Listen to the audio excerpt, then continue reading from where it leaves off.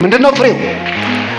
ለዚህ ቅዳሴ ቤታችን ጥለን ስራችን ጥለን የዓመት ፈቃድ ወስደን እየተፈታተነን በቤተ መቅደሱ ሞልተን እናስቀድሳለን።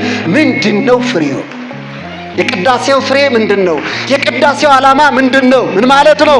የምስጋናችን ፍሬ ምስጋና ፍሬ ያለውና፣ የጸሎታችን ፍሬ ጸሎት ፍሬ ያለውና፣ የትምህርታችን ፍሬ የተማረ ሰው ውጤት ዓላማ አለው ፍሬ ያለውና፣ የመስዋዕታችን ፍሬ የመስዋዕታችን ዋና ዓላማ ምንድነው? በቅዳሴው ጊዜ በቤተ መቅደሱ ተገኝተን ስንቀድስ እናስቀድስ ምን እያደረግን ነው? ፈጣሪያችን ስለተደረገልን ስላደረገልን እያመሰገን ነው፣ ምስጋና እያቀረብን ነው። እኔ የምላችሁ ምእመናን አምላክን ከመውለድ የበለጠ ቅድስና አለ ወይ? የአምላክ እናት ከመሆን በላይ ቅድስና አለ ወይ? ድንግልም እናትም ከመሆን በላይ ቅድስና አለ ወይ? ገረድም እመቤትም ከመሆን በላይ ቅድስና አለ ወይ? እግዚአብሔር በልዩ ጥበብ በልዩ ከሃሊነቱ ቀድሷታል።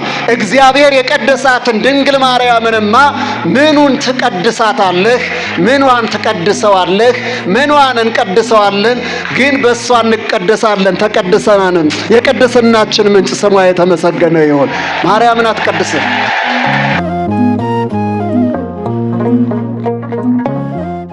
በስመ አብ ወወልድ ወመንፈስ ቅዱስ አሐዱ አምላክ አሜን።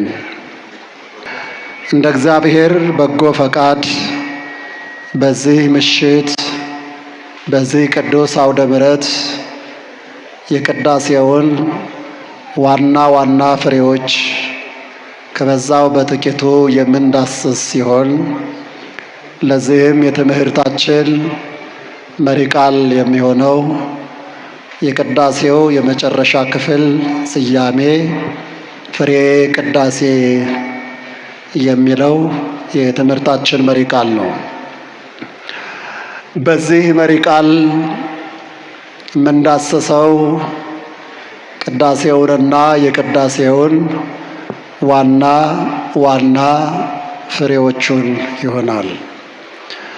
የዚህ ትምህርት ዋና ጭብጥ ዋና ዓላማ ደግሞ አሁን በያዝነው በዚህ ሱባኤ ውስጥ ሁሉን ጥለን ከምናከናውናቸው ቦታ፣ ጊዜ፣ ሁኔታ ከሰጠናቸው በስጋ ብቻ ሳይሆን በህሊናም ጭምር ሐሳብ ልቡናችን ሰብስበን ጊዜ የምናሳልፍባቸው ብዙ መንፈሳዊ የአገልግሎት አይነቶች መካከል አንዱ ቅዳሴ መቀደስ፣ ቅዳሴ ማስቀደስ ነው።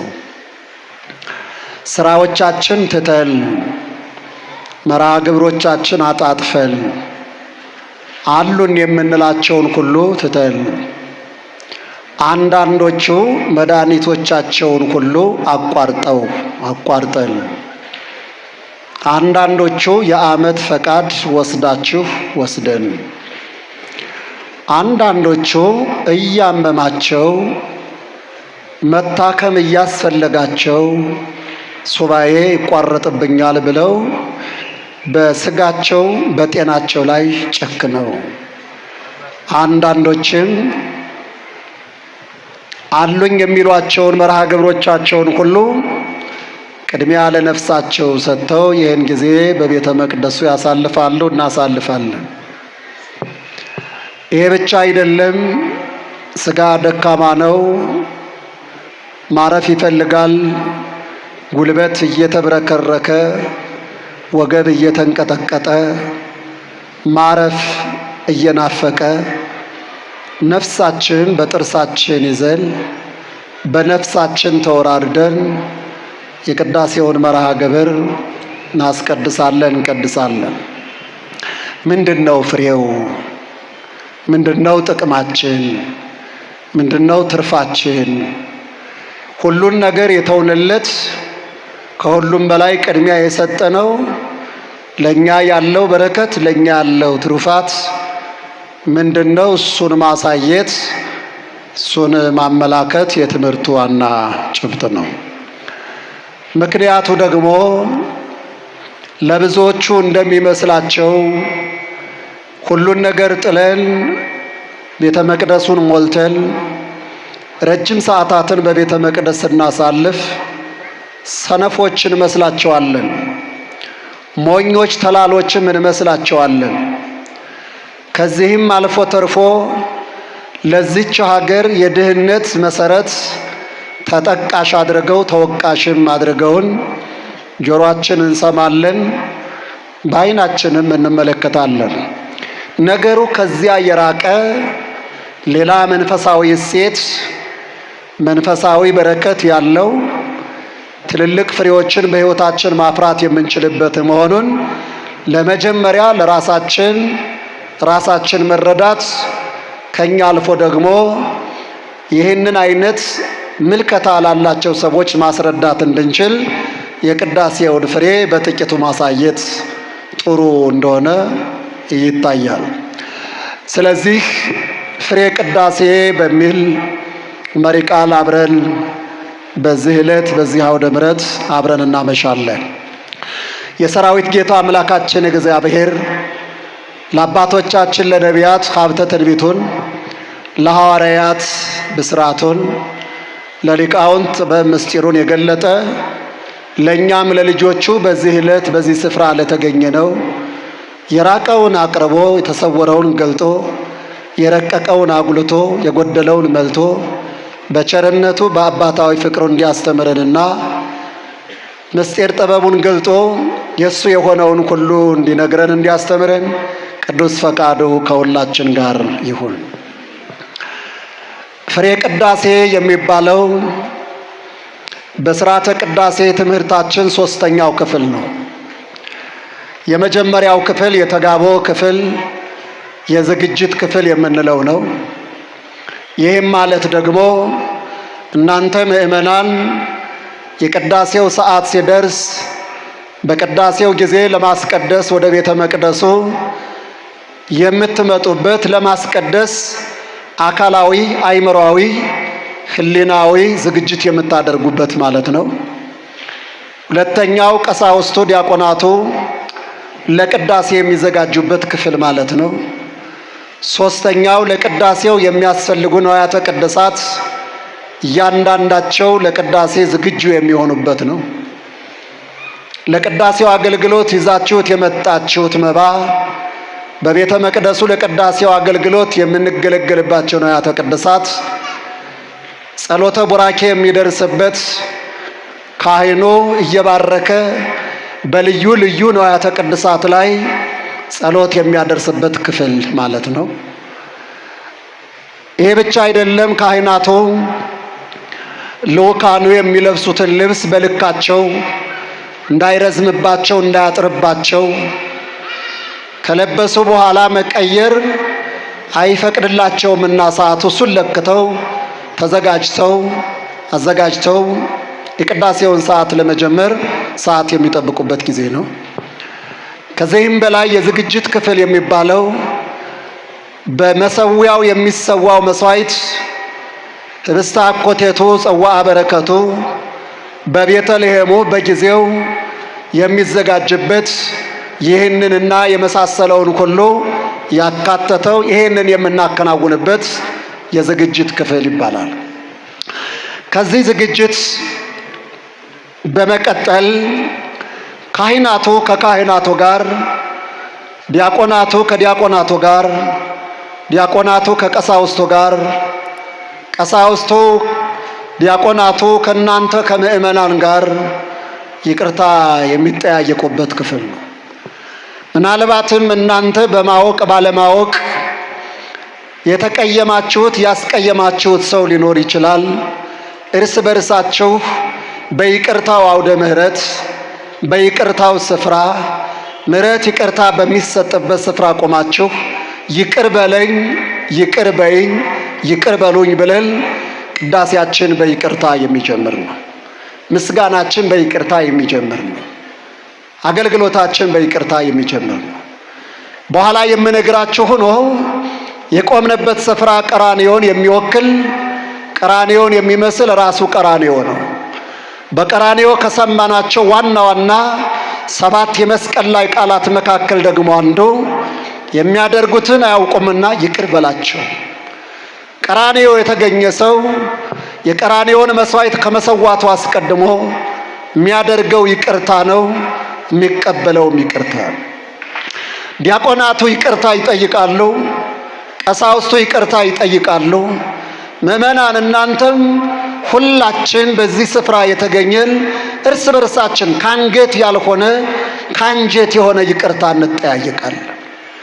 ካህናቱ እናንተን ይቅርታ ይጠይቋቸዋል። በአገልግሎታችን አላስደሰትናችሁ እንደሆነ፣ በምንናገረው ሰብረናችሁ እንደሆነ፣ ባስተላለፍነው መልእክት አሳዝነናችሁ አስለቅሰናችሁ እንደሆነ፣ ልትታከሙ መጥታችሁ ጎድተናችሁ እንደሆነ እኛ በማናውቀው እናንተ በምታውቁት የወጋ ቢረሳ የተወጋ ይረሳምና እናንተ በምታውቁት ይቅር በሉን ስለ እግዚአብሔር ብለው ካህኑ ልብሰ ተክህኖውን ለብሶ መስቀሉን ይዞ ከቤተ መቅደሱ ብቅ ብሎ እናንተን ይቅርታ ይጠይቃል። እናንተም ይቅርታ ታደርጋላችሁ።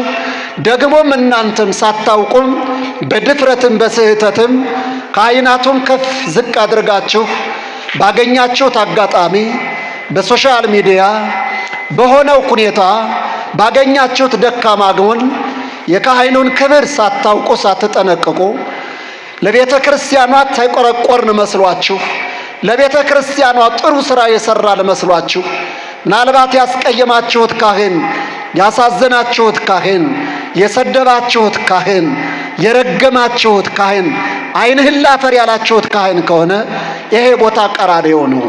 በይቅርታ ቀራንዮ ላይ ትቆማላችሁ። ይሄ የዝግጅት ክፍል ይባላል። ከዚህ ቀጥሎ ሁለተኛው የሥርዓት ክፍል የሚባለው ነው። የሥርዓት ክፍል የሚባለው በተመሳሳይ የትምህርት ክፍልም ይባላል። ሚመጠን ግርም ትዛቴ ዕለት ወእጽብ ትዛቴ ሰዓት እንተባቴ ወረድ መንፈስ ቅዱስ መልዕልተ ሰማያት ወይጼልሎ ለዝንቱ መስዋዕት ወይቄድሶ። ይህች ቀን ምን ያህል ታሰራለች? ምን ያህል ታስጨንቃለች? ምን ያህልስ ታስገርማለች? ምንድነው የምታስጨንቀው? ለምንድነው የምታስገርመው? መንፈስ ቅዱስ ከልዕልና የሚወርድባት ቀን ናትና። ለምንድነው መንፈስ ቅዱስ ከልዕልና የሚወርደው? ይህንን መስዋዕት የምንሰዋውን መስዋዕት ያቀረብነውን መስዋዕት ልናቀርበው የያዝነውን መስዋዕት ሊቀድሰው ሊለውጠው አካለ ክርስቶስ ሊያደርገው ሥጋ መለኮት ሊያደርገው ደመ መለኮት ሊያደርገው ለዚህ አገልግሎት ለዚህ ዓላማ ሲመጣ መስዋዕቱን ብቻ ሳይሆን መስዋዕቱን ለመሰዋት በመሰዊያው ስፍራ በቤተ መቅደሱ የተገኙትን የሚቀድስ ስለሆነ ለዚህ ቅድስና አገልግሎት መንፈስ ቅዱስ የሚወርድባት ቀን ልዩ ቀን ናት ብሎ አስምሮ አንብቦ የሚጀምርበት ይሄ የሥርዓት ወይም የትምህርት ክፍል ይባላል። ከዚህ ጀምሮ ዲያቆኑ ጻኡ ንዑሰ ክርስቲያን እናንተ ታናናሽ ክርስቲያኖች ውጡ ብሎ አዋጅ አውጃል። ደወልም ይደወላል፣ መጥቀይ ይመታል። እስከዚህ ሰዓት ድረስ አማንያን የነበሩ ለአሚነ ሥላሴ የተዘጋጁ ንዑሰ ክርስቲያን ማለት ሀብተ ወልድና ሕይወተ ልቡና ስመ ክርስትና የሌላቸው ያልተጠመቁ ገና በትምህርት ላይ ያሉ እስከዚህ ሰዓት ድረስ እየተማሩ ሥርዓተ ቅዳሴውን እንዲከታተሉ ይፈቀድላቸው። ስንት ጊዜ ነው የሚቆዩት?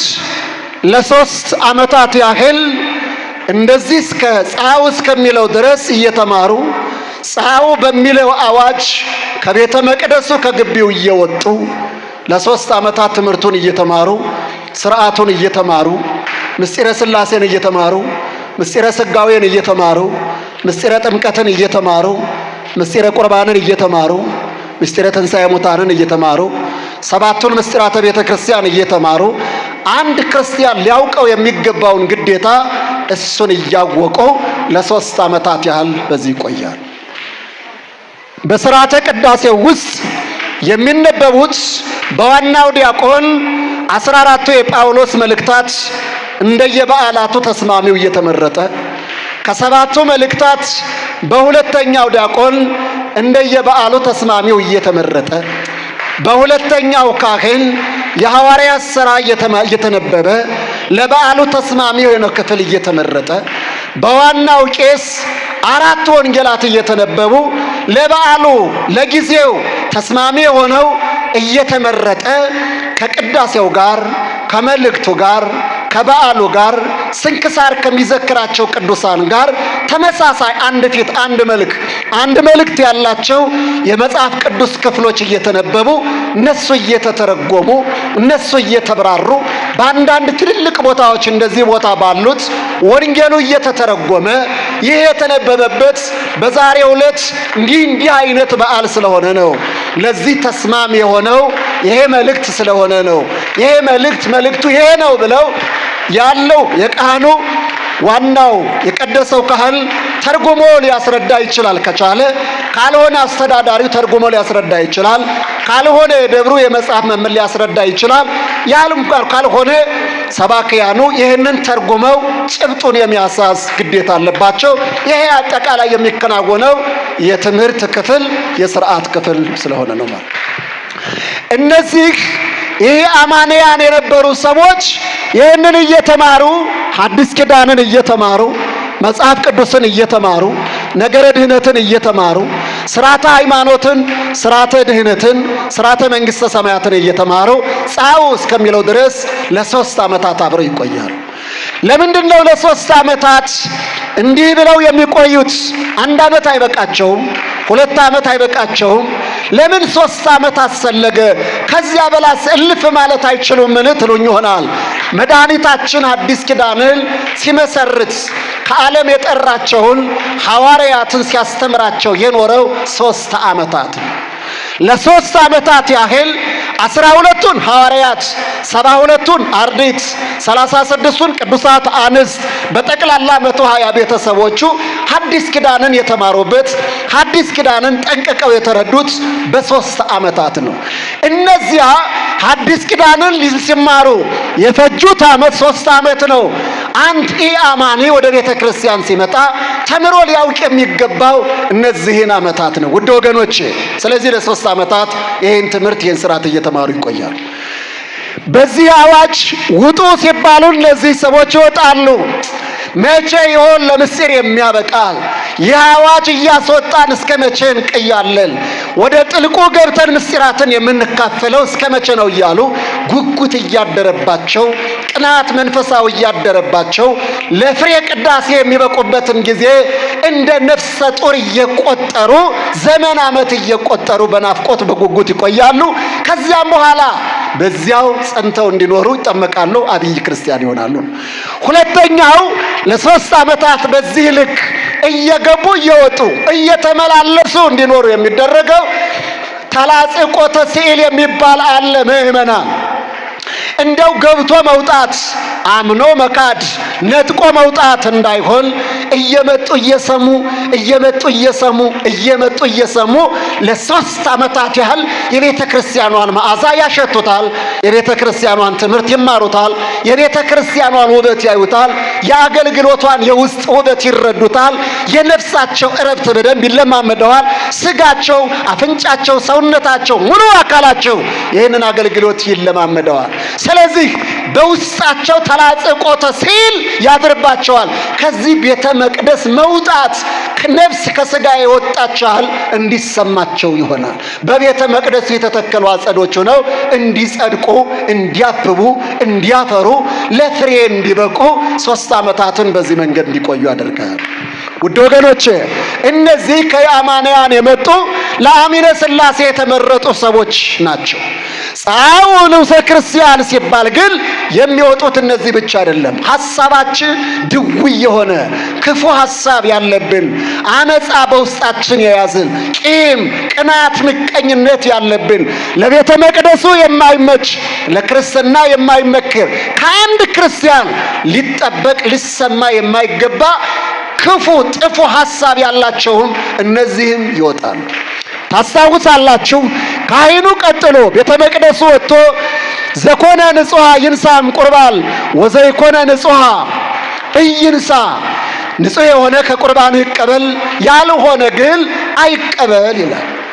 ዝሙት ያለበት፣ ነውር ያለበት፣ ክፋት፣ አመጽ ያለበት አይቀበል እያለ ምን ማለት ነው? ይውጣ እያለ ነው። እና ሐሳቡ ድውይ የሆነ ሰው ይወጣል። ከኃጢአት ያልተለየም ሊወጣ ይችላል። ውድ ወገኖቼ ከዚህ በኋላ ላለው ምስጢር መሳተፍ የማይችል ከዚህ በኋላ ለሚከናወነው ምስጢር ያልበቃ ሰው ከሆነ ይሄ ስርዓት ሊያስወጣው ይችላል። ምናልባትም ይሄ ስርዓት ሰባኪ ነው ብሎ ለሰባኪው ላይ ራራ ይችላል። ቄስ ነው ብሎ ለቄሱ ላይ ያዝን ይችላል። መነኩሴ ነው ብሎ ላያፍረው ላይፈራው ይችላል። መነኩሴም ይሁን ቄስ፣ ሰባኪም ይሁን ዲያቆን፣ አገልጋይም ይሁን ተገልጋይ ማንኛውም ለምስጢር የማይበቃ ከሆነ ጻኡ ውጡ ከሚባለው መመሪያ ውስጥ ይካተታል። ከዚህ በኋላ ካህኑ እጁን ታጥቦ ወደ ምስጢሩ ይገባል። ፍሬ ቅዳሴ የሚባለው ከዚህ በኋላ የሚቀጥለው ነው ማለት ነው። ለምንድነው ካህኑ እጁን ታጥቦ የሚገባው ስንል የመጀመሪያው ከዚህ በኋላ ለሚከናወነው ምስጢር በቅተናል እንችላለን ብላችሁ ብትቀርቡ ባትቀርቡ ይሄ ንጹህ ናችሁ እንደሚገባችሁ ናችሁ መቅረባችሁን ራሳችሁ መመርመራችሁን ለዚህ ምስጢር መብቃታችሁን እናንተ ታውቃላችሁ። እኔ መብቃታችሁን አለመብቃታችሁን አላውቅም። ስለዚህ እንበቃለን ብላችሁ ተዘጋጅታችሁ ከንስሐ አባታችሁ ደርሳችሁ ሀፊረ ገጽ እየተሰማችሁ በሽተኛነት እየተሰማችሁ ተአምኖ ኃጢአትን ገንዘብ አድርጋችሁ እንድትቀርቡ ይመከራል።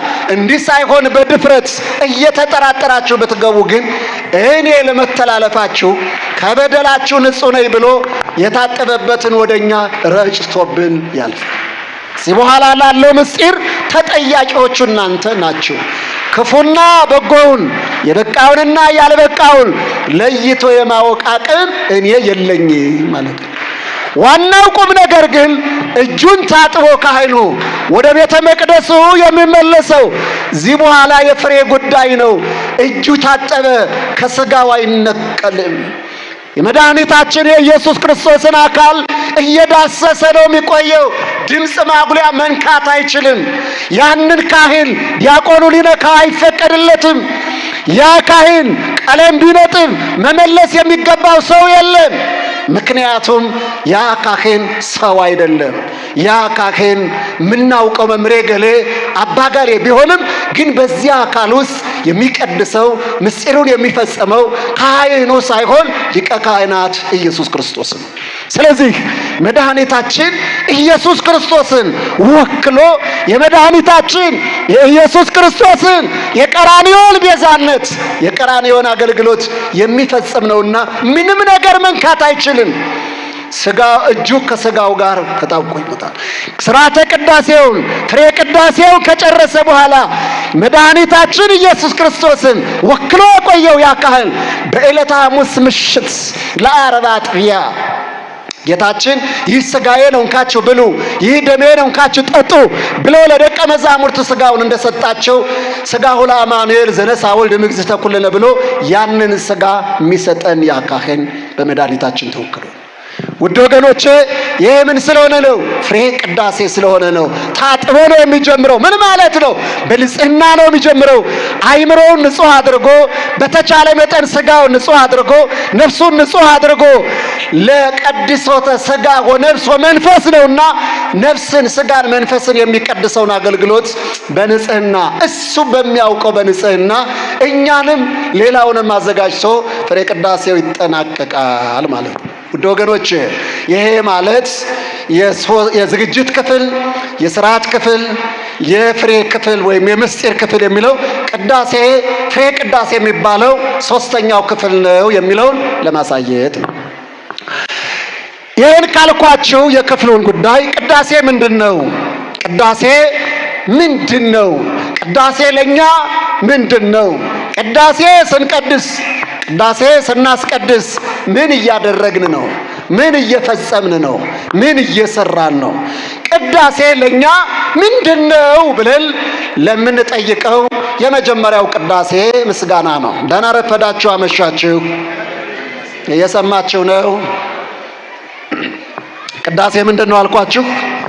ቀደሰ፣ አመሰገነ፣ ቀደሰ፣ አከበረ፣ ቀደሰ አነጻ፣ ቀደሰ ለየ፣ ቀደሰ አጸና የሚል ትርጉም አለው።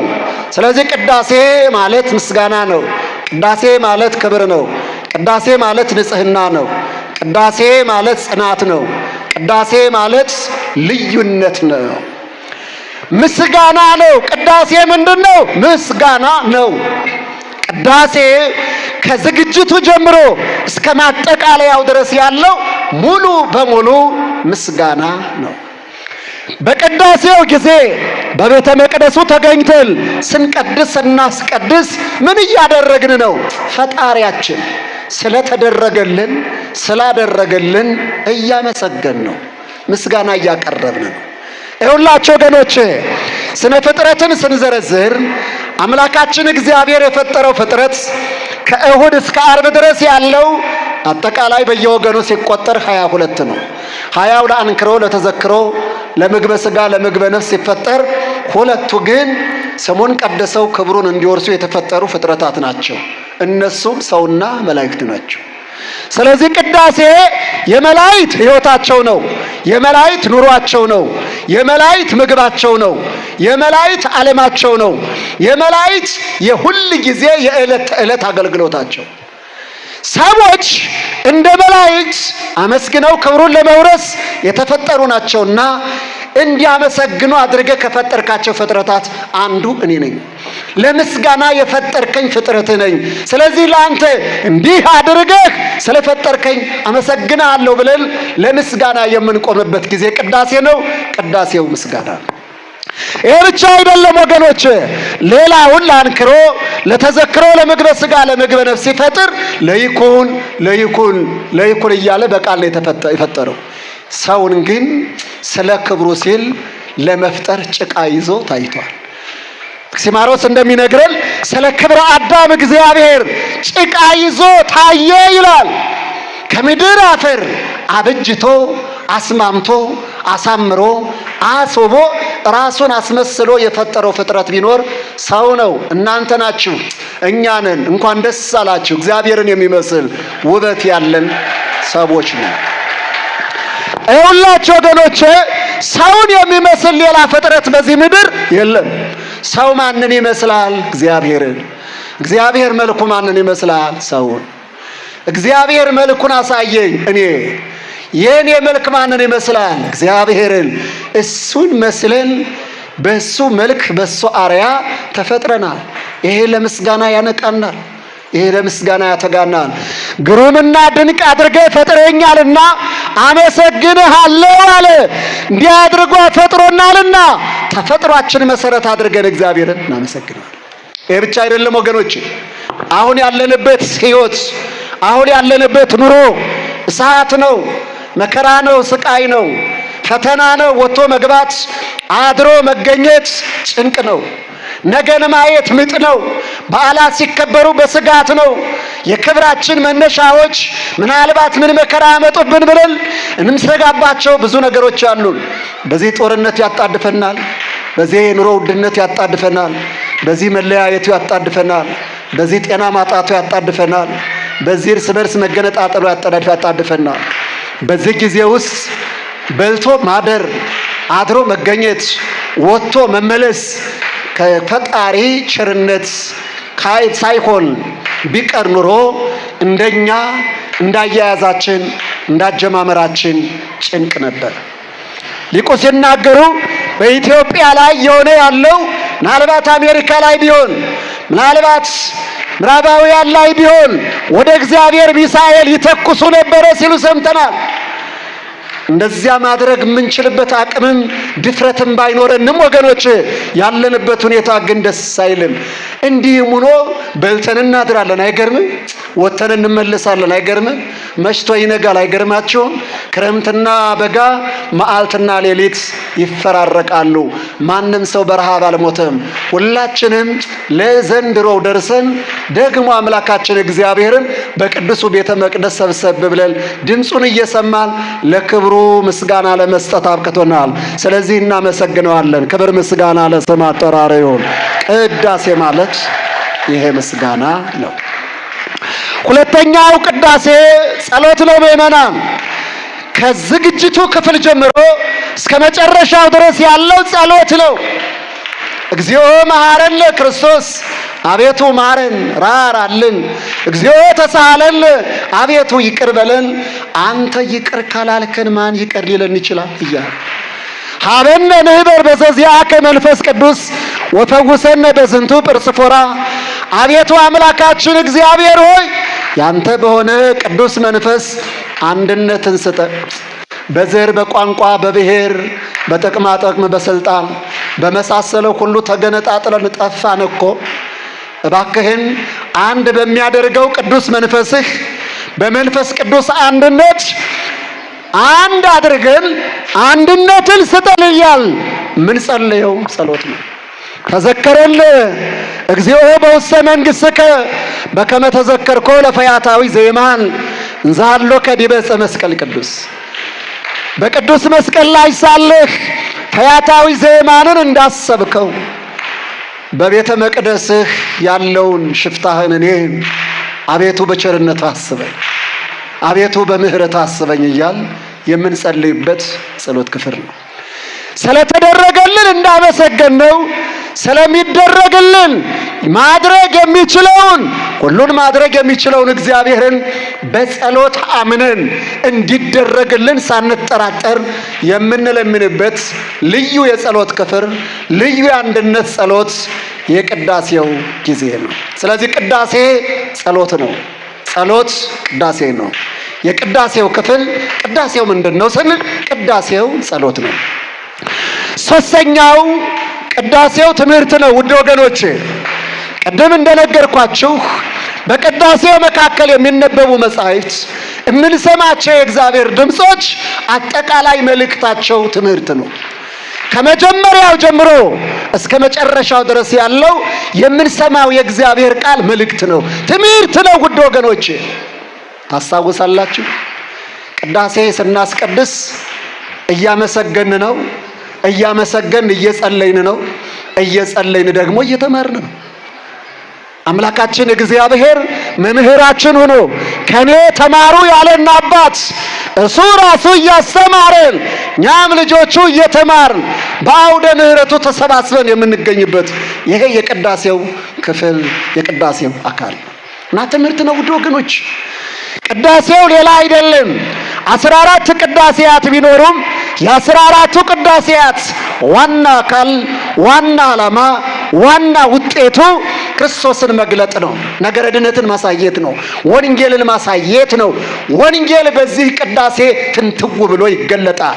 በቅዳሴው ሕይወተ ክርስቶስ ከቤተልሔም ከልደቱ ጀምሮ እስከ ቀራንዮ ድረስ እስከ ተሰዋበት ድረስ ጎልጎታ እስከ ተቀበረበት ድረስ ያለው ሙሉ የክርስቶስ ሕይወት በቅዳሴው መካከል ይተረካል።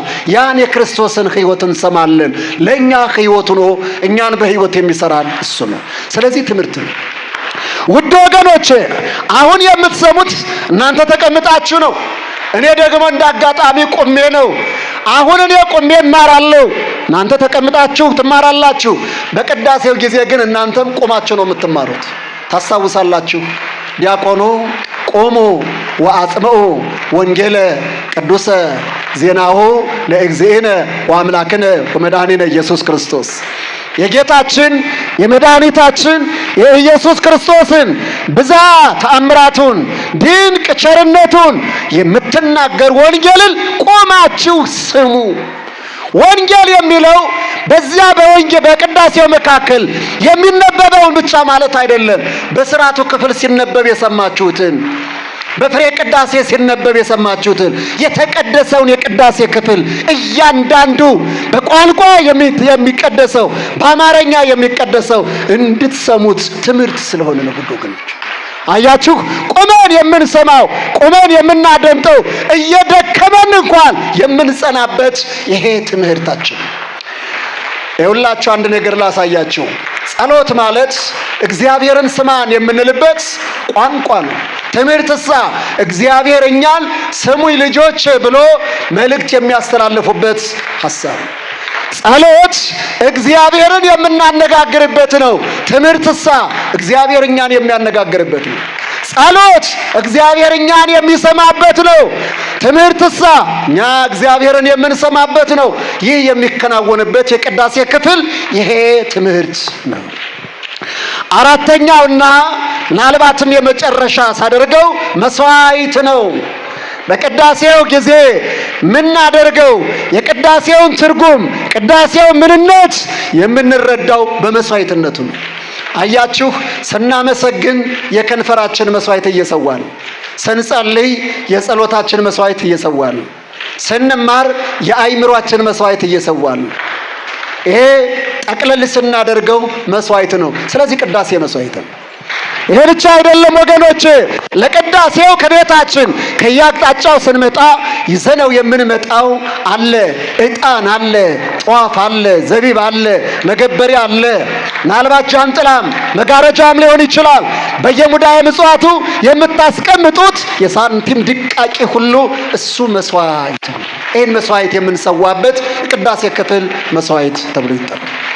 ይሄ ብቻ አይደለም። መስዋዕት የሚባለው ወገኖች ምናልባት የቅዳሴው ጊዜ በአቬሬጅ 3 ሰዓታትን ይፈጃል። 3 ሰዓታትን ይወክላል። 3 ሰዓታት ማለት 24 ሰዓታትን እግዚአብሔር ለኛ ሰጥቶል 3 ሰዓታትን መስዋዕት አድርገን የጊዜ መስዋዕት ለእግዚአብሔር የምናቀርብበት ጊዜ እሱ መስዋዕት ይባላል። አያቸው ወገኖቼ፣ 3 ሰዓታት ቤተ መቅደሱ ገብታችሁ እየደከማችሁ ጉልበታችሁ እየተበረከረከ እግራችሁ እየተንቀጠቀጠ ወገባችሁ እየተንቀጠቀጠ ቆማችሁ ስትቀድሱ የጊዜ መስዋዕት እየሰዋችሁ ለምን መሰላችሁ? 3 ሰዓታት የምላችሁ መድኃኒታችን ኢየሱስ ክርስቶስ ከ6 ሰዓት እስከ 9 ሰዓት ድረስ ራሱን መስዋዕት አድርጎ ለኛ የሰጠው፣ ለኛ ያፈሰሰው፣ ለኛ የቆረሰው ያ መስዋዕት የሚሰዋው በ3 ሰዓት ነው። ያን መስዋዕት የምንሰዋው እናንተ ዲያቆናቱ እኛ ነን። ስለዚህ መስዋዕት እየሰዋን ነው። ቅዳሴው መስዋዕት ነው፣ የጊዜ መስዋዕት። የመጨረሻው መስዋዕት ምንላችሁ በቤተልሔሙ የተሰዋው የተዘጋጀው ህብስተ አኮቴቱ ጽዋ በረከቱ ከቤተልሔም ተነስቶ ቀራንዮ ላይ ስጋ መለኮት ሆኖ ደመ መለኮት ሆኖ የሚሰዋው በዚህ ሰዓት ውስጥ ነው። የሚሰዋው በዚህ ጊዜ ውስጥ ነው። ያን መስዋዕት የሚሰውት ካህናቱ ብቻ አይደሉም፣ ዲያቆናቱ ብቻ አይደሉም። ያን መስዋዕት ለመሰዋት የግድ እኔና እናንተ ምእመናንም የግድ እናስፈልጋለን። በፍትሐ ነገሥት አንቀጽ 12 ላይ እንዲህ ይላል፣ ምእመናኑ ሳይገኙ ቅዳሴ የጀመረ ኤጲስቆጶስ ቢኖር ይሳር ክህነቱ፣ ከክህነቱ ይሻር ይላል። ለምንድን ነው የሚሻረው? ምእመናኑን ሳይዝ ቅዳሴ የጀመረው ለማን ሊቀድስ ነው? ምክንያቱም ቅዳሴው ለምእመናን ስለሆነ፣ ቅዳሴው ለእናንተ ነው። ታስታውሳላችሁ ምእመናን፣ ቅዳሴ የሚቀደስላችሁ ለእናንተ ነው። ዕጣን የሚታጠለው ለእናንተ ነው። ማህሌት የሚቆመው ለእናንተ ነው። ቤተ መቅደስ የተሰራው ለእናንተ ነው። ታቦት ጽላት የሚቀረጸው ለእናንተ ነው። ሱባኤ የሚያዘው ለእናንተ ነው። ማህሌት የሚቆመው ለእናንተ ነው። ሰዓታት የሚቆመው ለእናንተ ነው። በማህሌት ምናልባት እዚህ ቦታ ላይ እንኳን ከ30 በላይ መርጌታዎች ይኖራሉ። ስቡ ወዱ ዘሳረረ ኩሎ ዓለም ባቲ ቃል ብለው ምስጋና የሚሰጡት ለክርስቶስ ምስጋና እየጨመሩለት እንዳይመላችሁ። ማህሌታውያን የተቀጠሩት ለእናንተ ነው። 200 በላይ በዚህ ቦታ ላይ ሰራተኛ ይኖራል። እግዚአብሔርን ለማክበር እንዳይመስላችሁ ለእኔና ለእናንተ የተዘጋጀ ነው ወገኖቼ። ለእናንተ ቅዳሴ ያስፈለገ፣ ለእናንተ ቤተክርስቲያን ተሰራ፣ ለእናንተ ታቦት ጽላት ተቀረጸ፣ ለእናንተ ሱባኤ ተዘጋጀ፣ ለእናንተ ጾም ጸሎት ተዘጋጀ። እግዚአብሔር ለኛ ያላደረገው ምንም ነገር የለም። ክብር ምስጋና ለስም አጠራሩ ይሁን ወገኖች። ይህንን መስዋዕት የምንሰዋበት ጊዜ ይሄ ቅዳሴ ይባላል። ስንጠቀልለው ቅዳሴ ማለት ምስጋና ነው። ቅዳሴ ማለት ጸሎት ነው። ቅዳሴ ማለት ትምህርት ነው። ቅዳሴ ማለት መስዋዕት ነው አልኳችሁ። ወደ ቤተ መቅደስ የምትመጡት ለዚህ ዓላማ ብቻ ነው። ለምን? ስለተደረገላችሁ እግዚአብሔርን ለማመስገን፣ ስለሚጎለው እንዲደረግላችሁ በጸሎት ለመጠየቅ፣ ከእግዚአብሔር ለመማር፣ ለእግዚአብሔር የተወደደውን መስዋዕት ለመሰዋት ቤተ መቅደስ የምትመጡት ለዚህ ነው። ለቅዳሴ የምትመጡት ለዚህ ነው። እየቆማችሁ እየደከማችሁ ሁሉን ጥላችሁ ቤተ መቅደሱን ሞልታችሁ እዚህ ቦታ ላይ ያሳለፋችሁ ብርዱ እየበረዳችሁ ውርጭ እየፈሰሰባችሁ ሁኔታው ሳይመቻችሁ ፈተናው በዝቶባችሁ ሕመም እየተሰማችሁ ለማቋረጥ እየተፈታተናችሁ እየተናነቃችሁ ልዩ ልዩ ፈተና እየገጠማችሁ ያን ሁሉ ተቋቁማችሁ ቤተ መቅደሱ ላይ የወደቃችሁት ለነዚህ ለአራት ዋና ዋና ዓላማዎች። ክርስቲያን ቤተ ክርስቲያን የሚመጣው እግዚአብሔርን ለማመስገን ነው። እግዚአብሔርን ለመስማት ነው። ወደ እግዚአብሔር ለመለመን ነው። ለእግዚአብሔር የተወደደውን መስዋዕት ለማቅረብ ነው። ከዚህ ውጭ ለነገር ቤተ ክርስቲያን አይመጣም። ለተንኮል ቤተ ክርስቲያን አይመጣም። ለፖለቲካዊ ኢሹ ቤተ ክርስቲያን አይመጣም። ለስጋዊ ዓላማ፣ ለስጋዊ ውይይት፣ ለስጋዊ ፍላጎት ቤተ ክርስቲያን አልተሰራችም። ምናልባት አንዳንድ ሰዎች ቤተ ክርስቲያን መጥተው ዙሪያውን ሁኔታውን እንደ አጋጣሚ በመጠቀም እንቶ ከንቶ ተራ ነገር የሚያወሩ ሊኖሩ ይችላሉ። ለዚህ ግን ቤተ መቅደሱ አልተሰራም። ቤተ መቅደሱ የተሰራው ስለተደረገልን እያመሰገን ከእግዚአብሔር እየተማር ወደ እግዚአብሔር ጸሎት ልመናችን አባታችን ሆይ በሰማያት የምትኖር ስምህ ይቀደስ እያል በልመና እየጸለይ የተወደደውን መስዋዕት እየሰዋል እግዚአብሔር ሲመጣ እንዲህ እያደረግ እንዲያገኘን ብፁዕ ብእሲ እንዘ ከመዝ ይገብር ዘመጽኦ እግዚኦ ይረክቦ። እንዲህ ሲያደርግ ማለት ስለተደረገለት ተመስገን እያለ እያመሰገነ ስለሚደረግለት እንደሚደረግለት አምኖ እየጸለየ ከእግዚአብሔር እየተማረ የተወደደውን መስዋዕት ለፈጣሪው እያቀረበ የኃጢአት መስዋዕት፣ የበደል መስዋዕት፣ የይቅርታ መስዋዕት እየሰዋ እግዚአብሔር ሲመጣ እግዚአብሔር ሲገለጥ እንዲህ የሚያደርገው ያ ሰው ያ ምእመን ንዑድ ክቡር ነው። ያውም እናንተ ትሆናላችሁ። ከቤተ መቅደሱ አይንቀለና አይንቀላችሁ ወገኖች። አገኘው ከዚያ ምን ያደርገዋል? ወይ ሰይሞ ላይ ለኩሉ ጥሪቱ ባለው ሁሉ ላይ ይሾመዋል። እግዚአብሔር የሌለው ምን አለ? ሁሉ የእግዚአብሔር አይደለ? የእግዚአብሔር በሆነው ሁሉ ላይ ይሾመዋል። አንተ አመስጋኝ የእግዚአብሔር በሆነው ሁሉ ላይ ትሾማለህ። አንቺ ጸሎተኛ የእግዚአብሔር በሆነው ላይ ትሾሚያለሽ።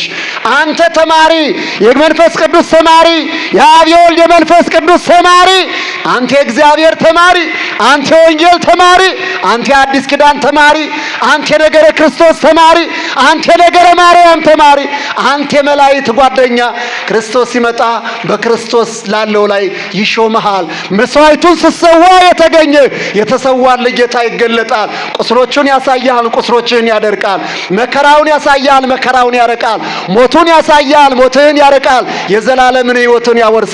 ለዚህ ቤተ መቅደስ ይመጣን እንዲህ ነው የሚከናወነው ወገኖች። ቅዳሴ ምንድነው ፍሬው? ለዚህ ቅዳሴ ቤታችን ጥለን ስራችን ጥለን የዓመት ፈቃድ ወስደን እየተፈታተነን በቤተ መቅደሱ ሞልተን እናስቀድሳለን። ምንድነው ፍሬው? የቅዳሴው ፍሬ ምንድነው? የቅዳሴው ዓላማ ምንድነው? ምን ማለት ነው? የምስጋናችን ፍሬ ምስጋና ፍሬ አለውና፣ የጸሎታችን ፍሬ ጸሎት ፍሬ አለውና፣ የትምህርታችን ፍሬ የተማረ ሰው ውጤት ዓላማ አለው ፍሬ አለውና፣ የመስዋዕታችን ፍሬ የመስዋዕታችን ዋና ዓላማ ምንድነው? ሁሉን ጥለን በቤተ መቅደስ የተገኘንበት እንደ ሞኝ የተቆጠርንበት እንደ ጅል የተቆጠርንበት የዚች ሀገር የድህነት ምንጮች ናቸው ተብለን የተፈረጅንበት ግን በእግዚአብሔር ዘንድ ዓላማችን ፍሬው ምንድነው? አንድ መቀደስ። ምን አልኳችሁ? መቀደስ። ምን አልኳችሁ? ምናልባት አንዳንድ የጠፉ ሰዎች ካሉ እንዲሰሟቸው ብዬ ነው። ሁላቸውም ተናገሩት እስኪ። መቀደስ የቅዳሴው ፍሬ አንዱ ነው።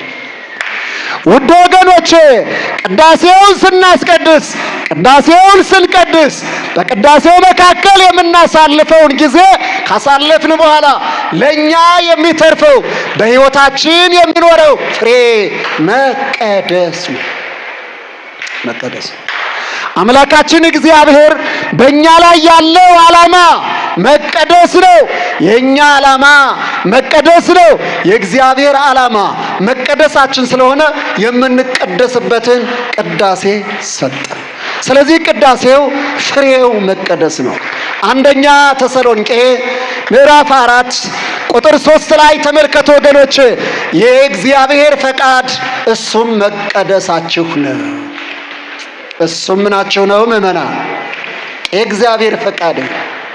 ቅዳሴውን ለኛ የሰጠን በቅዳሴው ቁመን እንድናስቀድስ የፈቀደልን የምናስቀድስበትን ቤተ መቅደሱን በደሙ ቀድሶ የሰጠን በቅዳሴው ጊዜ ለቅዳሴ የጠራን ኑ ልጆች ብሎ የጠራን በሕይወታችን እንድንቀደስ፣ ስጋችን እንዲቀደስ፣ ነፍሳችን እንዲቀደስ፣ መንፈሳችን እንዲቀደስ፣ አይምሮአችን እንዲቀደስ፣ ትዳራችን እንዲቀደስ፣ ሕይወታችን እንዲቀደስ፣ ጤናችን እንዲቀደስ፣ ምድሪቱ እንድትቀደስ፣ የኛ የሆነው ሁሉ እንዲቀደስ ለመቀደስ ለቅድስና ቅዳሴውን ሰጠ። በዚህ ሱባኤ ከምንቀድሰው ቅዳሴ መካከል በዚህ ሱባኤ በተከታታይ ከምትሰሙት ቅዳሴ መካከል አንዱ ቅዳሴ ማርያም ማን ነው አልኳችሁ? በተከታታይ የምንሰማው የሚቀደሰው ቅዳሴ ማርያም ነው። መጨረሻ ምን ይላል መሰላችሁ? ዘንተ ቅዳሴ ዘይቄድስ ካህን አኮ ማርያምሃ ዘይቄድስ አላ ለሊሁ ይትቄደስ ወለሰ ይሰምዕዎ ኩሎሙ ይትቄደሱ ይላል። ደስ ይላል። ይህንን ቅዳሴ የሚቀድስ ይላል አባ ሕርያቆስ። ይህ ቅዳሴ ማርያምን የሚቀድስ ካህን ማርያምን አይቀድሳትም። ውድ ወገኖቼ፣ ይህንን ቅዳሴ የሚቀድስ ካህን፣ ይህን ቅዳሴ የሚቀድስ ዲያቆን፣ ይህን ቅዳሴ የሚያስቀድስ ምእመን ማርያምን አይቀድሳትም። ማርያምን ለመቀደስ ብላ አይደለም የምትመጣው። ማርያምማ ለዘላለም ቅድስት ናት። ስሟ ለዘላለም የተመሰገነ ይሁን። ቅድስት ናት። እኔ የምላችሁ ምእመናን፣ አምላክን ከመውለድ የበለጠ ቅድስና አለ ወይ? የአምላክ እናት ከመሆን በላይ ቅድስና አለ ወይ? ድንግልም እናትም ከመሆን በላይ ቅድስና አለ ወይ? ገረድም እመቤትም ከመሆን በላይ ቅድስና አለ ወይ? እግዚአብሔር በልዩ ጥበብ በልዩ ከሃሊነቱ ቀድሷታል። እግዚአብሔር የቀደሳትን ድንግል ማርያምንማ ምኑን ትቀድሳታለህ? ምኗን ትቀድሰዋለህ? ምኗን እንቀድሰዋለን? ግን በእሷ እንቀደሳለን። ተቀድሰናንም። የቅድስናችን ምንጭ ስሟ የተመሰገነ ይሁን። ማርያምን አትቀድስም። እንኪያ ማንን ነው የምትቀድሰው? ለሊሁ ይትቀደስ። የሚቀድሰው ካህኑ ይቀደሳል። የሚቀድሰው ዲያቆኑ ይቀደሳል። የምታስቀድሱት እናንተ ራሳችሁ የምትቀድሱት ምእመናን ትቀደሳላችሁ። ወለሰ ይሰምዕዎ ይትቀደሱ። የሰሙት ሁሉ ቅዳሴውን የሰሙት በቅዳሴው መካከል እግዚኦ ተሳሃለነ እያሉ ሲቀድሱ የነበሩት፣ እግዚኦ መሐረነ ክርስቶስ እያሉ ሲቀድሱ የነበሩት፣ ምስለ መንፈስከ እያሉ ሲቀድሱ የነበሩት፣ እየሰሙ እየተናገሩ ሲቀድሱ ሲያስቀድሱ የነበሩት ምእመናን ያስቀደስነው ሁላችንንም ተቀድሰናል። ደስ ይበላችሁ። የቅዳሴው ፍሬው መቀደሳችን ነው። ቅዳሴው እኛን ብቻ አይደለም የሚቀድሰው። እኛ ነፍሳችን ሲቀደስ ስጋችን ሲቀደስ ልብሳችን፣ ከዚያስ ጥላችን ሊቀደስ ይችላል። እንደ ጴጥሮስ ጥላ ድውይ ሊፈውስ ይችላል። እንደ ጳውሎስ ሰበል ጨርቅ ሞት ሊያነሳ ይችላል። ይህ ብቻ አይደለም። አስቀድሰን ከቤተ መቅደስ ወጥተን ከተማዋን ሞልተን ወደ ቤታችን ስንሄድ እግራችን የረገጠው ነጠላችን የነካው መሬት ሊቀደስ ይችላል። የተሰዋው መስዋዕት፣ የሰዋነው መስዋዕት፣ ያቀረብነው መስዋዕት እኛን አይደለም፣ የኛ የሆነውን አይደለም፣ ምድሪቱን ብቻ አይደለም፣ ሰማይንም ይቀድሳል፣ ምድሪቷን ይቀድሳል። ስለዚህ እኔና እናንተ በሰዋነው መስዋዕት ምድሪቱን እንቀድሳለን፣ ሰማይ ይቀደሳል። በተቀደሰ ምድርና ሰማይ ገነትን ለመኖር የምንችልበት ጥበብ ይሄ የቅድስና ምንጭ ይሄ ነው። የቅዳሴው ፍሬ መቀደስ ነው። አያችሁ ወገኖቼ፣ ሁሉን ጥላችሁ ቤተ መቅደስ የምትመጡት ለቅዳሴ የምትቆሙት 3 ሰዓታትን እየደከማችሁ ቆማችሁ የምታስቀድሱት ይሄ ቅድስና ስላለ ነው። ነፍስ ስጋችሁ ስለሚቀደስ ነው። ትዳራችሁ አይምሯችሁ ስለሚቀደስ ነው።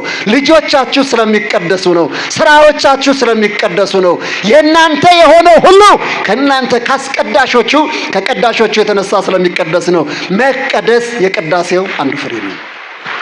ሁለተኛው የቅዳሴው ፍሬ እንደ እግዚአብሔር መላእክት መሆን ማለት ከእግዚአብሔር መላእክት ጋር አንድ መሆን።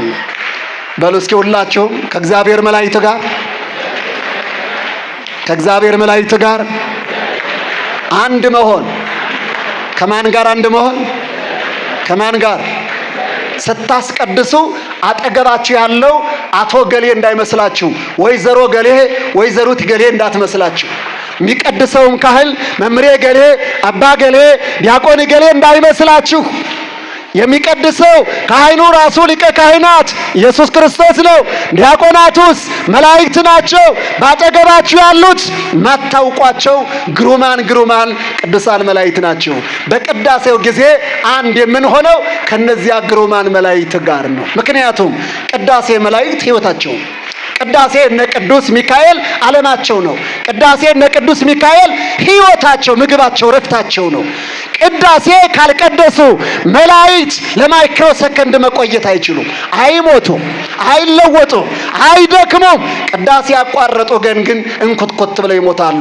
ሳጥናኤል ቅዳሴ ሲያቋርጥ እንደሞተ ከእግዚአብሔር እንደተገነጠለ ሕያው ማስረጃ ስለሆነ ነው። ስለዚህ ሕይወታቸው ስለሆነ ቅዳሴ አያቋርጡም። እነ ሚካኤል እነ ገብርኤል በየነገዳቸው ይህንን ቅዳሴ ቅዱስ ቅዱስ ቅዱስ እያሉ ሲያመሰግኑ ይኖራሉ። በቅዳሴው ጊዜ አንድ የምንሆነው ከመላእክት ጋር ነው። ከሚካኤል ጋር ነው አብረህ የምትውለው። ከገብርኤል ጋር ነው አብረሽ የምትውዩ። ከገብርኤል ከሚካኤል ጋር ከሱራፌል ጋር ከኪሩቤል ጋር ነው እግዚኦ ተሳሃለነ እያል አብረን ስንጸልይ የምንኖረው፣ ስናመሰግን የምንኖረው። ይህንን ሕይወት፣ ይህንን ክብር፣ ይህንን ስርዓት የሰጠን የሰራዊት ጌታ እግዚአብሔር ስለ ቸርነቱ ስሙ የተመሰገነ ይሁን። ከመላእክት ጋር አንድ መሆን ታስታውሳላችሁ ውድ ወገኖቼ። በጥንተ ተፈጥሮ መጀመሪያ ሰውና መላእክትን ለምስጋና ፈጠረ ብለን አንስተናል። አያችሁ፣ በኃጢአት ምክንያት አፈራርሰነው ነበር። አምላክ ወልደ አምላክ ከልዕልና ወረደ 99 ነገደ መላእክት ትቶ የጠፋውን እኛን ፍለጋ፣ ከምስጋናው ከቤተ መቅደሱ የጠፋው እኛን ፍለጋ መጣ። ፈለገን፣ አገኘን። በትከሻው ተሸክሞ ካልጠፉት ከ99 ነገደ መላእክት ጋር 100ኛ ነገድ አድርጎ ሰራን። ክብር ምስጋና ለስሙ ይሁን። ስለዚህ የተሰራንበት ዓላማ ነው ይህን ምስጋና ምናቀርብ። ዛሬ ሰኞ ነው። በሰኞ ውዳሴ እመቤታችን ቅዱስ ኤፍሬም ሲያመሰግን እንዲህ ብሏታል። ትትፌሳ ወትትሐሰይ ኩሉ ነፍስ ተሰብ ስለ መላእክት ሲብህው ለክርስቶስ ንጉሥ ክርስቶስን ከመላእክት ጋር አንድ ሆኖ እንደ መላእክት የሚያመሰግን የሰው ልጅ ሕይወት ደስ ይበለው፣ ደስታ ይገባዋል። ለምንድን ነው ደስ የሚለው? ከመላእክት ጋር እንደ መላእክት ሆኖ ከመላእክት ጋር በአንድነት ሆኖ ንጉሥ ክርስቶስን አመስግኖታልና። ያያቸው ወገኖቼ ከመላእክት ጋር እንደሆነ ንጉሥ ክርስቶስን ለማመስገን እድል ያገኘነው እድል የምናገኘው ቅዳሴው ክፍል ነው። ከመላእክት ጋር እንደ መላእክት ሆነን የምንሰራበት ይሄ የቅዳሴው ፍሬ ነው። ቅዱስ ያሬድ ደግሞ በጣም ጎላ ያደርገዋል ይህንን ወገኖች። ዮ ማህደ መሬት ተኮኑ መላእክት ወሰብ ከመይሰብህዎ ለክርስቶስ በቃለ አሚን። ዛሬ ሰውና መላእክት አንድ ሆኑ። ለምን? ክርስቶስ ኢየሱስን በሃይማኖት ቃል ለማመስገን አንድ ሆኑ። ዛሬ የሚለው ያ ዛሬ የልደቱ ቀን ነው አንዱ። ሁለተኛውሳ ያ ዛሬ የቅዳሴው ጊዜ ነው። በቅዳሴው ጊዜ ቤተ መቅደሱ ስትቆሙ ከመላእክት ጋር እንደ መላእክት ሆናችሁ ንጉሥ ክርስቶስን እያመሰገናችሁ ነው። ለዚህ የመረጠን እግዚአብሔር ስሙ የተመሰገነ ይሁን። ስለዚህ ቅዳሴው ፍሬ እንደ መላእክት አድርጎ እኛን መስራት ነው።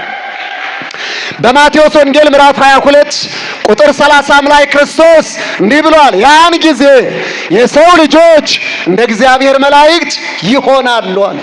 ያ ጊዜ የሰው ልጆች እንደ እግዚአብሔር መላእክት የሚሆኑበት ጊዜ ትንሣኤ ሙታን ነው፣ ትንሣኤ ዘጉባኤ። ሁለተኛው ግን ያ ጊዜ የቅዳሴው ጊዜ ነው። አያችሁ የቅዳሴው ፍሬ እኛን ከዓለመ መላእክት መቀላቀል ነው። እኛን ወደ መላእክት ከፍታ ከፍ አድርጎ በብርሃን መሾም ነው። በዓለመ መላእክት ከፍ አድርጎ ወደ ቀደመ ክብራችን ወደ ቀደመ ርስታችን ማተካከል ነው። ይሄንን ጸጋ እንድናገኝ እግዚአብሔር የቅዳሴውን ሰዓት የቅዳሴውን ጊዜ በቤተ መቅደሱ እንድናሳልፍ ፈቅዶልናል እና የቅዳሴው ፍሬ ሁለተኛው እንደ እግዚአብሔር መላእክት መሆን ነው። ሶስተኛው ቀራንዮ መዋል ነው። የቅዳሴው ፍሬ ቀራንዮ መዋል ነው። ታስታውሳላችሁ፣ ቀራንዮ ንጉሠ ሰማያት ወምድር ክርስቶስ ሊቀ ካህናት ክርስቶስ ራሱን መስዋዕት አድርጎ ያቀረበበት ነው። ራሱን መስዋዕት አድርጎ ያቀረበበት ነው። ራሱ የሰዋውን መስዋዕት ያሳረገበት ስፍራ ነው። የወደቀ የሰውን ልጅ ያነሳበት ነው። የበደለውን በደሉን ይቅር ያለበት ነው። እናት የሌለችውን እናት የሰጠ ልጅ የሌላትን ልጅ የሰጠ ያ ሽፍታውን ለገነት ለመንግስተ ሰማያት ከእርሱ ጋር እንዲኖር እድል ፈንታ ጽዋ ተርታ የሰጠበት ልዩ ስፍራ ነው። ያ ስፍራ ቤተ ክርስቲያን ነው። ቤተ ክርስቲያንም ያ ስፍራ ቀራንዮ ነው። የቤተ ክርስቲያን ታሪክ ስናጠና የቤተ ክርስቲያኗ ዕድሜ ከቤተልሔም እስከ ቀራንዮ ነው ይላል። ቤተልሔም ክርስቶስ የተወለደበት ነው። ቀራንዮ ክርስቶስ የተሰዋበት ነው። የኔና የእናንተ ልደት ከቤተልሔም ይጀመራል። ክርስቶስ ሲወለድ ወለደነ ዳግመ፣ እኛን ዳግመኛ ከሱ ይወልደናል።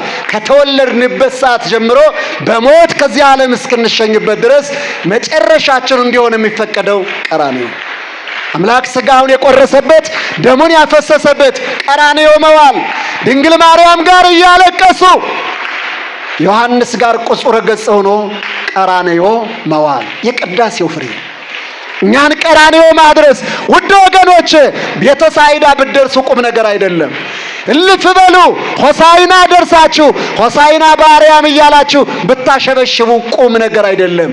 ቀራንዮ መድረስ ነው ትልቁ ቁም ነገር። የመጨረሻው የራስ ቅል የተባለው ስፍራ ራሳችን ክርስቶስን ሊቀ ካህናቱን ማግኘት የምንችልበት ያ ስፍራ ቀራንዮ። ስለዚህ እኔና እናንተን ቀራንዮ ማድረስ፣ ንጉሳችን ማድረስ፣ እናታችን ድንግል ማርያም ያለችበት ስፍራ ማድረስ፣ ወዳጆቻችን ዮሐንስ ያሉበት ስፍራ ማድረስ። ቅዱስ አትናቴዎስ በሃይማኖተ አበው እንደሚነግረን በቀራንዮ ዙሪያ ቅዱሳን መላእክት አሉ፣ ተቆጥተዋል። ይችን ምድር ያለ ዕድሜዋ ሊያሳልፏት ተቆጥተው ሰይፋቸውን መዘው ነበረ። የአብ ምሕረቱ የወልድ ትዕግስቱ የመንፈስ ቅዱስ ቸርነቱ ግን ከለከላቸው። ስለዚህ ያን ምሕረት ያን ቸርነት ያየ ሚካኤል አርመመ ወገብርኤል ተደመ፣ ሚካኤል ዝም አለ ገብርኤል ተደነቀ ይላል። እንደ ሚካኤል ዝም ብለህ ታሪኩን እያየ እንደ ገብርኤል የሆነውን እያደነቅ ቀራንዮ መዋል፣ ቀራንዮ መገኘት የሁላችንም ዓላማ ነው። ቅዳሴው ዓላማው ቀራንዮ ማድረስ ነው። ቀራንዮ ከደረስን በኋላ እዚያ በኋላ ገነት ቅርብ ነው። ቀራንዮ ከደረስ ደመ ማኅተሙ እዚያው አለ። ቀራንዮ ከደረስ ሕይወታችን እዚያው ይጠናቀቃል። ምሕረት የምናገኘው እዚያ ነው። ይቅርታ የምናገኘው እዚያው ነው። ገነት የተከፈተችው እዚያ ነው። ቀራንዮ ለደረሰ ከዚያ በኋላ ሌላ ፈተና የለበትም። ስለዚህ የቅዳሴው ፍሬ እኔና እናንተን ቀራንዮ ማድረስ ነው። የሰራዊት ጌታ እግዚአብሔር ከቀራንዮ አያዘገየን፣ አያዘገያቸው ወገኖቼ። በቅዳሴው መካከል ሳቅ ስላቅ፣ ሌላ ጸሎት፣ ሌላ ነገር መውጣት መግባት፣ ባዕድ ሐሳብ የማይፈቀደው ቀራንዮ ላይ ድንግል ማርያምን መስለን ቅዱስ ዮሐንስን መስለን ክርስቶስ በፊታችን እየተሰቀለ እየደማ ሥጋውን እየቆረሰው ደሙን እያፈሰሰው ዓይኖቻችን እያዩት ስለሆነ እንደ ድንግል ማርያም ብንችል እንባ እየገበርን እንደ ቅዱስ ዮሐንስ ብንችል ቁጹረ ገጽ ሆነን በዚያ የተደረገልንን ምሕረት ይቅርታ እያወጣን እያወረድን አቤት የእሱ ቸርነት፣ አቤት የሰው ልጅ ጭካኔ እያል እንደ ገብርኤል እየተደነቅ የምናሳልፈው ሕይወት ነው። ለዚያ መብቃት የቅዳሴው ሶስተኛ ፍሬ ነው። አራተኛው ቀራንዮ መድረስ። እያሳጠርኩ እየጠቀለልኩ ልሂድ። አራተኛው ቀራንዮ ደረስን። ከቀራንዮ ቀጥሎ የቅዳሴው ፍሬ የክርስቶስን ሥጋውንና ደሙን መብላት ነው። ደህና መሻችሁ። ምኑን መብላት አልኳችሁ? ቀራንዮ ደርሰናል። መስዋዕቱ የሚሰዋበት፣ ስጋው የሚቆረስበት፣ ደሙ የሚቀዳበት ምንጩ ላይ ደርሰናል። የክርስቶስ ደም የሚፈልቅበት ስፍራ ላይ ደርሰናል። የክርስቶስ ስጋ የሚጋገርበት ስፍራ ደርሰናል። አሁን ማዕዱ ላይ ደርሰናል። ቀራንዮን ዙሪያዋን ከበል ስመ ኢየሱስን ማዕከል አድርገን፣ ታቦቱን ማዕከል አድርገን እየሰገድን በዚያ ቦታ ላይ ተገኝተናል። ስጋውን መብላት ነው፣ ደሙን መጠጣት ነው። ቀራንዮ የመዋል ዓላማው የቅዳሴው ፍሬ ይሄ ነው። ማህሌቱ ይቆማል፣ ሰዓታቱ ይቆማል፣ ኪዳኑ ይደርሳል፣ ቅዳሴው ይቀደሳል፣ ጸሎቱ፣ መስዋዕቱ፣ መባው ይደርሳል። የዚህ ሁሉ ዝግጅት የጋራ ድምር ዋና ዓላማ የክርስቶስን ስጋ በዕለተ ዓርብ የተቆረሰውን ስጋ በዕለተ ዓርብ የተቀዳውን ደም ለእኔና ለእናንተ መስጠት ነው። ያን ቅዱስ ስጋ ቅድስና ለሚገባው ስጋችን ያን ክቡር ደም ክብር ለጎደለው ደማችን መስጠት ነው። ሊቁ እንደሚናገረው ኦ እግዚእ ኢየሱስ ክርስቶስ ቀድሶ ለሥጋዬ በሥጋ ከቅዱስ ወዘእንበለ ሥጋ ከቅዱስ ኢይትቀደስ ሥጋዬ ወቀድሶ ለደሜ በደምከ ቅዱስ ወዘእንበለ ደምከ ቅዱስ ኢይትቀደስ ደሜ። ጌታ ኢየሱስ ክርስቶስ ሆይ በቅዱስ ስጋ ስጋዬን ቀድሰው፣ ያላንተ ቅዱስ ስጋ ስጋዬ አይቀደስምና። በከበረው ደምህን ደሜን አክብረው፣ ያላንተ የከበረ ደም ደሜ አይጠራም፣ ደሜ አይከብርምና። ያልከበረው ስጋዬ ያልከበረው ደሜ መንግሥትህን አይወርስም። መንግሥትህን እንዲወርስ ለክብርህ እንዲበቃ ስጋዬን ቀድሰው በቅዱስ ስጋ፣ ደሜን ቀድሰው በቅዱስ ደምህ ይላል። ይህንን ቅድስና ገንዘብ እንድናደርግ በሚቀድሰው በስጋው በደሙ ለመቅደስ ስጋውንና ደሙን መብላት። ታስታውሳላችሁ፣ ቀራንዮ ላይ ተገኝቶ በመስቀሉ ቀኝ በኩል የነበረ ፈያታዊ ዘየማንን በሉቃስ ወንጌል ምዕራፍ 23 ታገኙታላችሁ፣ ተቀምጧል። ተዘከረኒ እግዚኦ በውስተ መንግሥትከ፣ በመንግሥት በመጣ ጊዜ አስበኝ አለው።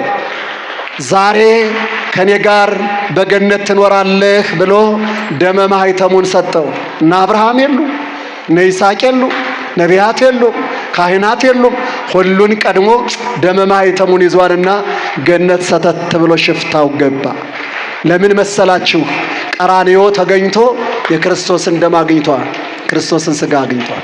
ቀራንዮ ተገኝተን ስጋውን ስንበላ ደሙን ስንጠጣ ደሙን ደመ ማኅተሙን ስንይዝ ስጋውን ስንይዝ ውድ ወገኖቼ ያ ሕይወት ያ ጸጋ ያ ዕድል ለኛ ሰጠን። ለዚህ ነው በዮሐንስ ወንጌል ሁልጊዜም ሲነበብ እንደምትሰሙት ምዕራፍ 6 ላይ እንዲህ ይላል፣ ስጋዬን የበላ ደሜን የጠጣ የዘላለም ሕይወት አለው፣ እኔ በሱ እኖራለሁ እሱም በእኔ ይኖራል። ይህንን ጸጋ ለማግኘት የግድ ቀራንዮ ደርሶ ስጋውን መብላት ነው፣ ደሙን መጠጣት። ታስታውሳላችሁ ወገኖቼ፣ ቅዳሴውን ስንጀምር ሃሌሉያ መቦብሲ ዘዋ ቤተ ክርስቲያን በጊዜ ቅዳሴ ወይ ታገሰ እስከ ይፈጽሙ ጸሎተ ወቅዳሴ ወይ ሰማ መጻሕፍተ ቅዱሳት ወይ ተመጠውም ቁርባን ይሰደድ ቤተ ክርስቲያን ስማማ ሰነገ እግዚአብሔር። በቅዳሴ ጊዜ ወደ ቤተ ክርስቲያን የገባ ማንም ቢኖር ቅዳሴው እስኪፈጸም ድረስ መታገስ ባይችል፣ በቅዳሴው ጊዜ የሚነበቡ መጻሕፍትን ባይሰማ፣ መጨረሻ ስጋውን ደሙን ባይቀበል ከክርስቲያን አንድነት ተለይቶ ይውጣ። አያችሁ፣ ቅድም ውግዘት ከሚመለከታቸው የሐዋጅ ውጡ ብሎ ከሚያወጣቸው አንዱ ናቸው። ለቁርባኑ የማይበቁ ምን ሊያደርጉ መጥተው ምን ሊያደርጉ?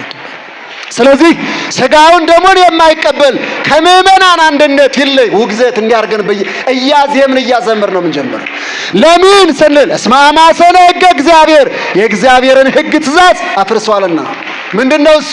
ቤተ መቅደስ ገብተን አስቀድሰን ስጋውን በልተን ደሙን ጠጥተን ቅዳሴውን አስፈጽመን ቅዱሳት መጻሕፍትን ሰምተን ተቀድሰን ተለውጠን ወደ እግዚአብሔር መንግሥት መግባት ስለሆነ ዓላማችን እና የቅዳሴው ፍሬ የክርስቶስን ስጋ ማግኘት የክርስቶስን ደም ማግኘት ነው። ውድ ወገኖቼ፣ በይበልጥ ወጣቶች ይሄ ሱባኤ ሊያመልጠና ይገባል።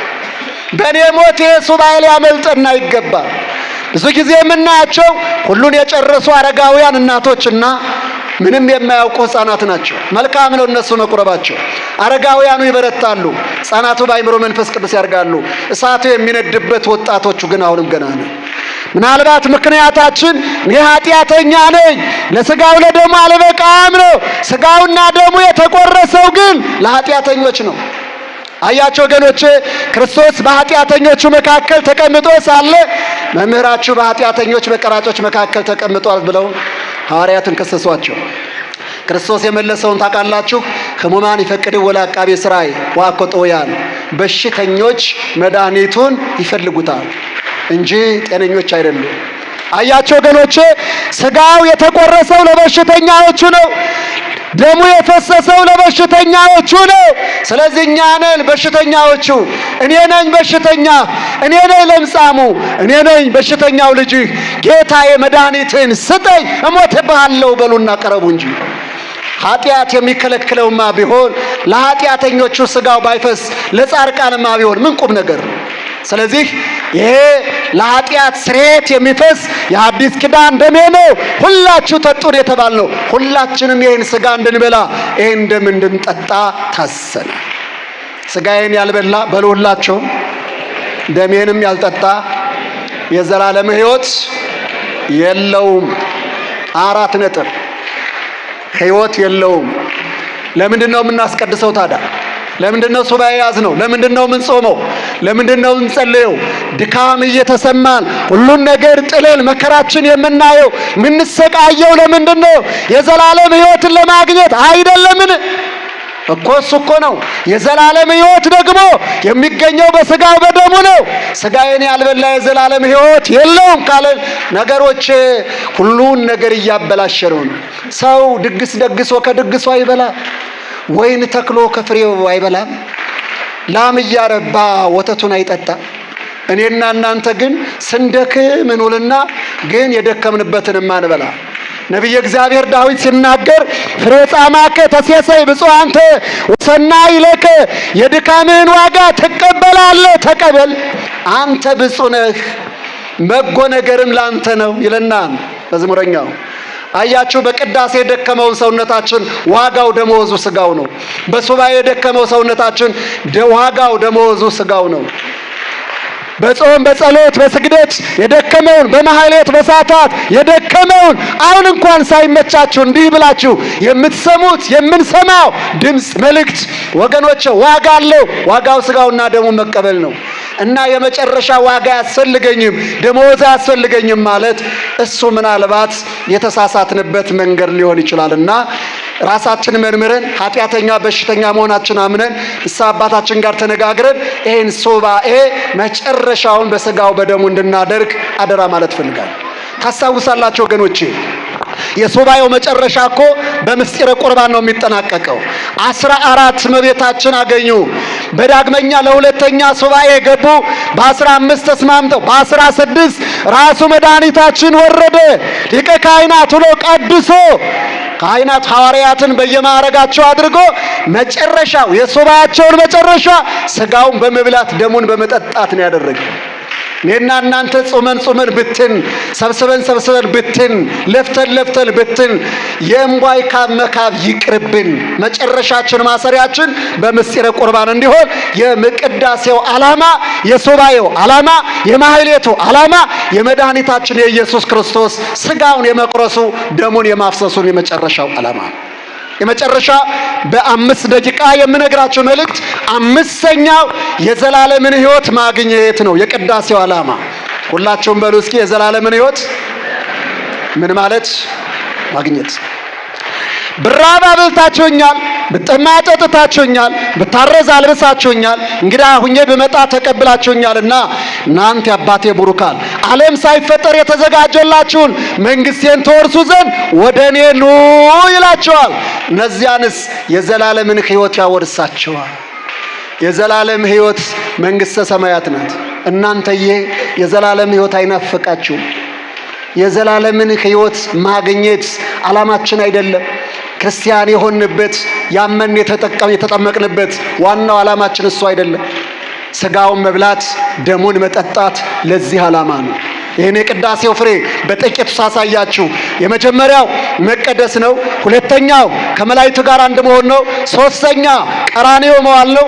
አራተኛ ሥጋውን ደሙን መቀበል ነው። አምስተኛው የዘላለምን ሕይወት ወርሶ ካገኙ ማጣት፣ ካገኙ ከገቡ መውጣት፣ የሌለበትን ረፍት መንግሥተ ሰማያትን ወርሶ ከመላእክት ጋር ቅዱስ ቅዱስ ቅዱስ እያሉ መኖር ነው። ይህን ፍሬ ለማፍራት ነው ቁመን የምናስቀድሰው። ለዚህ ፍሬ ለመብቃት ነው ሁሉን ጥለን በቤተ መቅደሱ የምንውለው። ሞኞች አይደለንም፣ ጅሎች አይደለንም፣ አልተሳሳትንም፣ ማንም አላሳሳተንም። እግዚአብሔር መንፈስ ቅዱስ ግን ምስጢሩን ጥበቡን ገልጦልናል። ክብር ምስጋና ለስም አጠራሩ ይሁን። ስለዚህ ውድ ወገኖቼ በዚህ ሱባኤም ከዚህ ሱባኤ በኋላ በዚህ ጊዜ ከዚህም ጊዜ በኋላ ከዚህም አስቀድሞ በቅዳሴ የተጠመዳችሁ ነጋ ለኪዳን መሸ ለቁርባን የምትጣደፉ ቆማችሁ ያስቀድሳችሁ መባውን ያስገባችሁ በቤተ መቅደስ የሰነባታችሁ ድምፁን የሰማችሁ ለክብሩ ምስጋና የሰጣችሁ በቤተ መቅደሱ ከአባታችሁ ጋር የሰነበታችሁ ደስ ይበላችሁ፣ ተቀድሳችኋል። ደስ ይበላችሁ፣ ከመላእክት ጋር አንድ ሆናችኋል። ደስ ይበላችሁ፣ ቀራንዮ ተገኝታችኋል። ደስ ይበላችሁ፣ የመድኃኔ ዓለም ሥጋ ተቆርሶላችኋል፣ ደሙ ፈሶላችኋል። ደስ ይበላችሁ፣ ገነት መንግሥተ ሰማያት ተከፍቶላችኋል። ክብር ምስጋና ለስም አጠራሩ ይሁን። አትርፋችኋል እንጂ አላጎለዳችሁም። አትርፋችኋል እንጂ አላጎደላችሁም። ብልህነት ተገኝቶባችኋል። እግዚአብሔር ተደስቶባችኋል። ሕይወታችሁ ስኬታማነትን ገንዘብ አድርጋለሁ። ይህንን ክብር ይህንን ጸጋ ለልጆቹ መስጠት ዓላማው ስለሆነ ለዚህ ጊዜ ለዚህ ዓመት አድርሶናል። ደግሞ ለዛሬው ዓመት በሰላም ያድርሰን ያድርሳችሁ። ከቁጥር አያጉድለን አያጉድላችሁ። ከጠላት ዓይን ሰውሮ በክንፈ መንፈስ ቅዱስ ጠብቆ እንደ ዛሬው የዛሬ ዓመት ደርሰን ቃሉን ለመስማት ቅዳሴውን ለማስቀደስ ክብሩን ለመውረስ ይህንን የቅዳሴ ፍሬ እንደገና ለማፍራት ያብቃን ያብቃችሁ። የሁላችንንም ጅማሬ በጸጋ መንፈስ ቅዱስ ያስፈጽመን። እግዚአብሔር ይስጥልን፣ የነገ ሰው ይበለን።